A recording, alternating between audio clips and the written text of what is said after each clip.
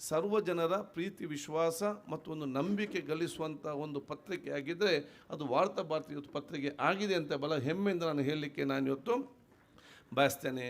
ಸಮಾಜದಲ್ಲಿ ಶಕ್ತಿ ಇಲ್ಲದವರಿಗೆ ಮತ್ತು ಧ್ವನಿ ಇಲ್ಲದವರಿಗೆ ಒಂದು ಧ್ವನಿಯಾಗಿದ್ದುಕೊಂಡು ಸಮಾಜದ ಎಲ್ಲ ವರ್ಗದವನ್ನು ಪ್ರೀತಿಸಿ ಸಮಾಜದಿಂದ ಸೌಹಾರ್ದತೆ ಮತ್ತು ಸೋದರದ ವಾತಾವರಣ ನಿರ್ಮಾಣ ಮಾಡಬೇಕಂತೇಳಿ ಈ ಸಮಾಜ ಮತ್ತು ದೇಶ ಕೊಟ್ಟಂಥ ಒಂದು ಪತ್ರಿಕೆ ಕಳೆದ 23 ಭಾಷೆಗಳಲ್ಲಿ ವಾರ್ತಾ ಭಾರತಿ ಪತ್ರಿಕೆ ಕೂಡ ಒಂದಂತ ಹೇಳಲಿಕ್ಕೆ ನಾನು ಇವತ್ತು ಬಯಸಿ ಅವರು ನನ್ನ ವಿಶೇಷವಾದ ಅಭಿನಂದನೆ ಶುಭಾಶಯನ ಸಲ್ಲಿಸಲಿಕ್ಕೆ ನಾನು ಇವತ್ತು ಬಯಸ್ತೇನೆ.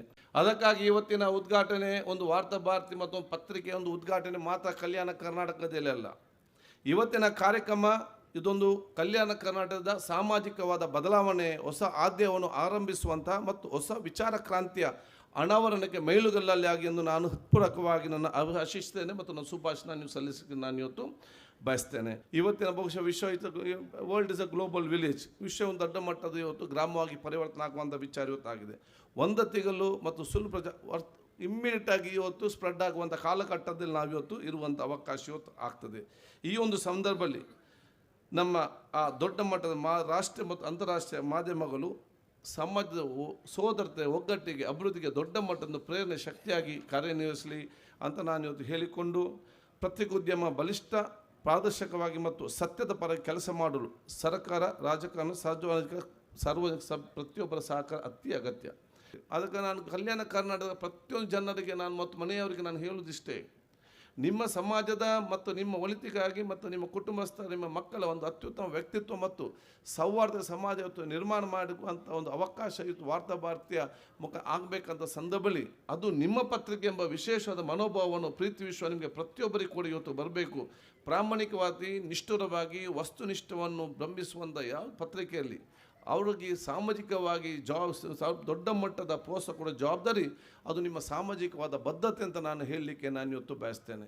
ಅದು ಪತ್ರಕರ್ತರಾಗಿ ತಳಮಟ್ಟದಲ್ಲಿ ಪತ್ರಿಕೆಯಲ್ಲಿ ಕೆಲಸ ಮಾಡುವಂಥ ಎಲ್ಲ ಅವರ ಯೋಗಕ್ಷೇಮ ಅವರಿಗೆ ಪ್ರೋತ್ಸಾಹ ಕೊಡುವಂಥ ಕೆಲಸ ಎಲ್ಲ ಸರ್ಕಾರದಿಂದ ಎಲ್ಲ ಸಂಘ ಸಂಸ್ಥೆ ಕೂಡ ಇವತ್ತು ಬರಲಿ ಅಂತ ನಾನು ಹೇಳಿಕೊಳ್ತಾ ಮತ್ತು ಇಡೀ ನಮ್ಮ ಜನತೆ ಪರವಾಗಿ ನಾನು BR ಪಾಟೀಲ್ ನಾನು ಅಭಿನಂದಿಸಲಿಕ್ಕೆ ಬಯಸ್ತೇನೆ. ಯಾಕೆ ಎಲ್ಲರೂ ಕೂಡ ಅತಿಥಿ ಆಗಿದ್ದು ಜನರು ಅವರು ಸುಮಾರು 78 ಇಯರ್ಸ್ ಸೀನಿಯರ್ ಮೋಸ್ಟ್. ನಿನ್ನೆ ನಾವು 8 ಗಂಟೆಗೆ ಅಧಿವೇಶನ ಮುಗಿಯಿತು. ಅಲ್ಲಿ ಗುಲ್ಬರ್ಗ ಯಾವುದೇ ಫ್ಲೈಟ್ ಯಾವುದೇ ಟ್ರೈನ್ ಯಾವುದು ಕೂಡ ಇಲ್ಲ, ವಾಹನದಲ್ಲೇ ಬರಬೇಕು. ಬಿಜಾಪುರಕ್ಕೆ ಬಂದು ಸಿಂದಗಿಗೆ ಬಂದು ಗುಲ್ಬರ್ಗೆ ಬಂದು ಮುಟ್ಟಬೇಕು. ಎಲ್ಲರೂ ಕೂಡ ಇತ್ತು. ಅದು 8 ಗಂಟೆಗೆ ಅದನ್ನು ಮುಗಿಸಿ ಇವತ್ತು ಮಿನಿಸ್ಟರ್ವರೆಗೂ ಅದು 10 ಗಂಟೆ ಆಗಿದೆ ಮುಗಿಯುವಾಗ ಕೌನ್ಸಿಲಲ್ಲಿ.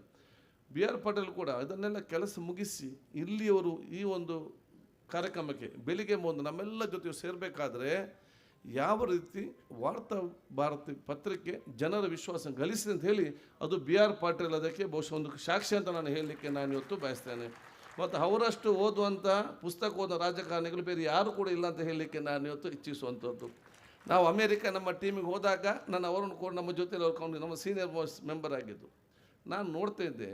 ಫ್ಲೈಟ್ನಲ್ಲಿರಲಿ ಬಸ್ಸಿನಲ್ಲಿರಲಿ ನಾವು ಬೇರೆ ಬೇರೆ ಶಾಸಕರು ಬೇರೆ ಬೇರೆ ಈ ಒಂದು ತಮಾಷೆ ಇರಲಿ ಅದನ್ನು ಮಾಡ್ತಾ ಇರುವಾಗ ಇವರೊಂದು ಪುಸ್ತಕ ತೆಕ್ಕೊಂಡು ಎಷ್ಟೋ ಪುಸ್ತಕ ಓದಿದ್ದು ಇವರು ಮುಗಿಸಿದ್ದಾರೆ. ಆ ರೀತಿಯ ಪುಸ್ತಕ ಓದುವವರು